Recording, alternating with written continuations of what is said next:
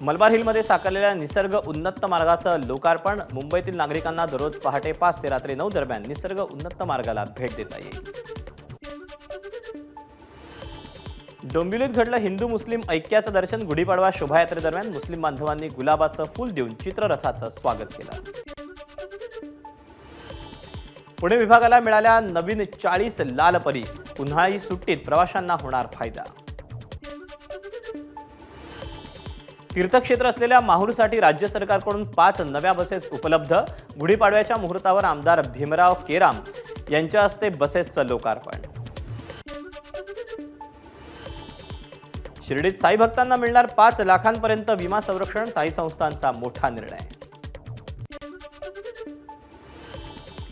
छत्तीसगडच्या बस्तरमध्ये 50 नक्षलवाद्यांचं आत्मसमर्पण। 68 लाख रुपयांचं बक्षीस असलेल्या 13 नक्षलवाद्यांचं आत्मसमर्पण।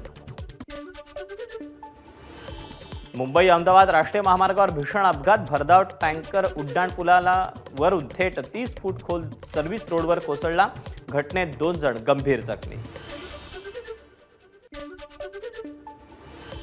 पुण्याच्या धनकवडीमध्ये चहाच्या साईबा हॉटेलमध्ये आग।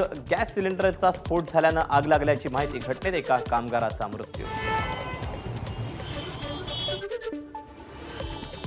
ओडिशाच्या कटकमधील नेरगुंडी रेल्वे स्थानकाजवळ कामाख्या एक्सप्रेस रुळावरून घसरली। घटनेत एकाचा मृत्यू, 8 जण जखमी।